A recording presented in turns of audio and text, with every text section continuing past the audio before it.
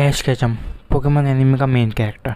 अपनी 26 साल की जर्नी में उसने कई सारे स्ट्रॉन्ग पोकेमॉन को पकड़ा है और उसी स्ट्रॉन्ग पोकेमॉन में से आज हम टॉप 10 स्ट्रॉन्गेस्ट पोकेमॉन ऑफ ऐश की बात करने वाले हैं।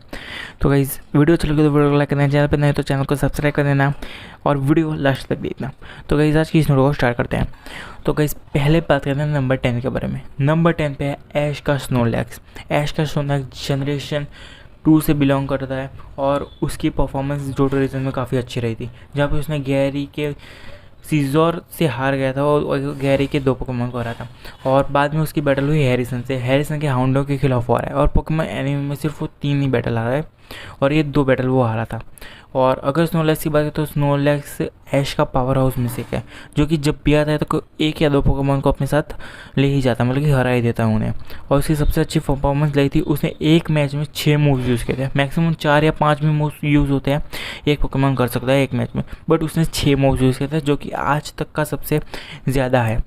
और अगर बात करें स्नोलैक्स के बारे में, स्नोलैक्स नॉर्मल टाइप पोकेमॉन है जेन 2 से, और ऐश का स्नोलैक्स काफ़ी पावरफुल पोकेमॉन है, जो कि उसने अपनी जोटो रीजन की जर्नी के दौरान पकड़ा था और उसकी परफॉर्मेंस बहुत अच्छी रही थी और बैटल ग्राउंड में भी उसकी परफॉर्मेंस बहुत अच्छी रही थी गाइस। तो गाइस अब बात करते हैं नंबर 9 के बारे में। नंबर 9 पे है कालो सीजन का सेकंड स्ट्रॉन्गेस्ट पोकेमॉन, वो है गुड्रा। गुड्रा की परफॉर्मेंस ग्रीन निंजा के बाद कालो सीजन में सबसे अच्छी थी, जहाँ पे गुड्रा सिर्फ 2 या 3 ही बैटल हारा था। वो अलांग के खिलाफ एक बैटल हारा था और उसने लेजेंडरी के मेगा gyarados के खिलाफ वो फेंट हो गया था। और इसीलिए हम कह सकते हैं कि कितना पावरफुल है गुड्रा। और गुड्रा ऐश का ऐसा पोकेमॉन है जो कि 100% विन रेट था उसका पहले, बाद में वो 2 बैटल हार गए, इसलिए विन परसेंटेज रेट 95% है ऑलमोस्ट। और वो एक शूडो लेजेंडरी पोकेमॉन है जनरेशन 6 से, जिसका बी स्टेट है 600 और उसकी अटैक पावर भी बहुत अच्छी है। तो गाइस अब बात करते हैं नंबर 8 के बारे में। नंबर 8 पे है ऐश का लाइकेनरॉक। ऐश का लाइकेनरॉक ऐश ने अपनी अलोला रीजन की जर्नी के दौरान पकड़ा था और अलोला का स्ट्रॉन्गेस्ट पोकेमॉन है लाइकेनरॉक, और ऐश का लाइकेनरॉक ने उसे पहले लीग विनर बनाया था और ऐश के लाइकेनरॉक की वजह से ही ऐश को लीग जीत पाया था। इसलिए हम कह सकते हैं कि ऐश का कितना पावरफुल होगा लाइकेनरॉक। और ऐश के लाइकेनरॉक ने ग्लेडियन के लाइकेनरॉक को हराया था, जो कि उसकी राइवलरी अलोला रीजन में चली थी। और ऐश के लाइकेनरॉक को कह सकते हैं कि ऐसा पहला पोकेमॉन था जिसने ऐश को एक चैम्पियन बनाया था। और इसीलिए गाइज अब बढ़ते हैं नंबर 7 पे। नंबर 7 पे है होइन रीजन से सेप्टाइल।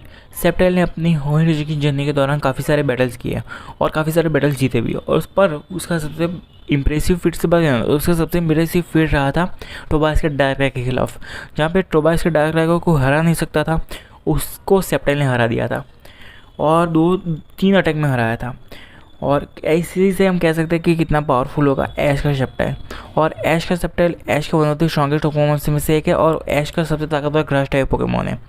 और गाइस अब बढ़ते हैं नंबर 6 पे। तो गाइस नंबर 6 पे है गला रीजन से ड्रैगनाइट। ड्रैगनाइट गला रीजन का 3rd स्ट्रॉन्गेस्ट पोकेमॉन है और ड्रैगनाइट की अपने पहली बैटल में हमें साबित कर दिया था कि वो कितना पावरफुल है। और उसकी पहली बैटल में हमें पता चल गया था कि कितना पावरफुल, क्योंकि उसने हराया था मेगा लुकारियो को अपनी पहली बैटल में। तो हम कह सकते हैं कि ड्रैगनाइट कितना पावरफुल होगा, हम कह सकते हैं। और उसके फीट्स पर तो उसके आइरिस के ड्रैगनाइट को भी हराया और तो और लियोन के ड्रैगापर्ल को भी हराया। लियोन अपनी टीम में सारे स्ट्रॉन्ग पोकेमॉन नहीं रखता है, कोई भी वीक पोकेमॉन नहीं रखता है, इसलिए हम कह सकते हैं कि कितना पावरफुल होगा ड्रैगनाइट। तो इसीलिए ड्रैगनाइट हमारी इस लिस्ट में है नंबर 6 पे। तो गाइस अब बढ़ते हैं नंबर 5 पे। नंबर 5 पे भी एक फैन फेवरेट पोकेमॉन है, जो कि है जनरेशन 4 से इन्फरनेप। इन्फरनेप की गाइस स्टोरी गाइस बहुत अच्छी थी सीनो रीजन में, जहाँ पे वो पहले तो पॉल का पोकेमॉन था, बट पॉल ने अपने उसे कमज़ोर करके छोड़ दिया चिंचार का फॉर्म में। बाद में उसे ऐश ने अपनी उस टीम में लिया था और ऐश ने उसे स्ट्रॉन्ग बनाया और वो फुल्ली इवॉल्व हो गया इन्फरनेप में। और इन्फरनेप में इवॉल्व होने के बाद आज से इन्फरनेप सिर्फ एक ही बैटल हारा है, जो कि थी फ्लिंट के इन्फरनेप के खिलाफ, और फ्लिंट का इन्फरनेप का चैंपियन लेवल का पोकेमॉन है, ये हम सबको पता है। और गाइस बात करें तो पॉल के 3 पोकेमॉन को हराया था सीनो की डायमंड एंड पर्ल की सीरीज़ के, मतलब कि, और पॉल के पोकेमॉन भी गाइस बहुत स्ट्रॉन्ग है और उसकी ब्लेज एक्टिव हो जाती है ना, तो वो अनबीटेबल हो जाता है। और उसकी ब्लेज एक्टिव होने के बाद वो आज तक एक भी बैटल नहीं हारा। 2 बार उसकी ब्लेज एक्टिव हुई है और दोनों बार वो जीता है। और गाइज अब बढ़ते हैं हम नंबर 4 पे। तो गाइस नंबर 4 पे है गलाइजन का सेकंड स्ट्रॉन्गेस्ट पोकेमॉन, मतलब कि मेगा लुकारियो। लुकारियो को ऐश के अंडे में से मिला था लुइट्रियोलो के फॉर्म में। बाद में वो लुकारियो में इवॉल्व हो जाता है आके बैट में। उसने लेजेंडरी से भी फाइट किया, जैसे कि एटर्नेटस और म्यूटू। इसी से हम अंदाजा लगा सकते हैं कि कितना पावरफुल होगा। और गाइस अगर हम बात करें ना लुकारियो के, तो लुकारियो ऐश का one of the strongest Pokémons में से है और उसे मेगा फॉर्म दिया गया था। और मेगा फॉर्म और उसके पास एक कोरा है जो कि बॉन्ड एवोल्यूशन जैसा ही है। ऐश के ग्रींजा को ऐश का बॉन्ड था, वैसे ही लुकारियो का भी बॉन्ड था। और लुकारियो का सबसे अच्छा फीट है ना गाइस कि उसने आज तक पोकेमॉन एनिमे में न हारने वाले पोकेमॉन को हराया है, जो कि है सिंथिया का कारचम। मैं मानता हूँ सिंथिया का कारचम उस बैटल में मेगा इवॉल्व नहीं हुआ था, बट अगर वो मेगा इवॉल्व होता ना तो भी ऐश का मेगा लुकारियो उसे टच टक्कर देता। और सिंथिया के 20 कारचम को भी हराना गाइस बहुत बड़ी बात है, क्योंकि उसका 20 कारचम भी चैंपियन लेवल का पोकेमॉन है गाइस। इसलिए हम कह सकते हो कितना पावरफुल होगा। तो इसलिए अब मेगा लुकारियो हमारी इस लिस्ट में नंबर 4 पे है। और मेगा लुकारियो नंबर 4 पे इसलिए क्योंकि आगे के दिन पोकेमॉन है ना एक्सपीरियंस भी ज़्यादा है और पावर भी ज़्यादा है, इसलिए। तो गाइस अब बढ़ते हैं टॉप 3 की शुरुआत करते हैं। टॉप 3 की शुरुआत करता है ग्रीनिंजा। ग्रीनिंजा ऐश का one of the strongest Pokemon में से का, और उसके पास बॉन्ड एवोल्यूशन है जो कि पोकेमॉन वर्ल्ड में किसी के पास भी नहीं है। और बॉन्ड एवोल्यूशन पोकेमॉन और ट्रेनर के बीच के बॉन्ड की वजह से बनता है। और बॉन्ड एवोल्यूशन में जाने के बाद ग्रीनिंजा की पावर इंसेन लेवल पर बढ़ गई थी गाइस, जो कि पहले ही बैटल में उसने डाला था कि मेगा कार्डोल का अच्छी टक्कर दी थी। मैं मानता हूँ उस मैच में उसके पास प्लॉट आर्मर था, बट उसने अच्छी टक्कर दी थी। और यार सबसे इंप्रेसिव फीट की बात कहना तो उसका सबसे इंप्रेसिव फीट रहा था अलांग के super powerful mega charger x को एक ही अल्टीमेट बॉडी शियोगन से ऑलमोस्ट फेंट कर देना, जो कि बहुत बड़ी बात है गाइस। और अगर ऐश का ग्रीनिंजा ऐश के गलारिजन में होता ना तो वो बहुत अच्छी परफॉर्मेंस देता। और ऐश के ग्रीनिंजा का बॉन्ड एवोल्यूशन है ना, तब तक वो उसकी पावर बहुत ज़्यादा बढ़ जाती है। और ऐश का ग्रीनिंजा पहला ऐसा पोकेमॉन था ना जिसके पास बॉन्ड एवोल्यूशन था। पहले भी एक पोकेमॉन के पास था, बट मुझे पता नहीं है वो। और अगर बात करेगा इस नंबर 2 के बारे में, तो इस नंबर 2 पे एक फैन फेवरेट पोकेमॉन है जनरेशन 1 से, वो है ऐश का चारिज़ार्ड। काफ़ी लोगों को शौक लगा होगा कि चारिज़ार्ड ग्रीनिंजा से ऊपर क्यों, क्योंकि उसने 4 वैल्यू से ट्रेनिंग ली और इतनी साल की कड़ी ट्रेनिंग के बाद वो मेगा चारिज़ार्ड के बराबर है। और गाइज अब बात करें ना तो मेगा बल्कि चारिज़ार्ड ऐश ने अपनी कांटो रीजन की जर्नी के दौरान पकड़ा था। पहले तो वो अपनी बात ऐश की बातें नहीं सुनता था, बट जोटो रीजन के जर्नी के दौरान वो उसकी बात सुनने लगा था। और उसकी पहली बैटल में हमें पता चला था कितना पावरफुल है। बाद में उसने 4 वैली से ट्रेनिंग ली थी।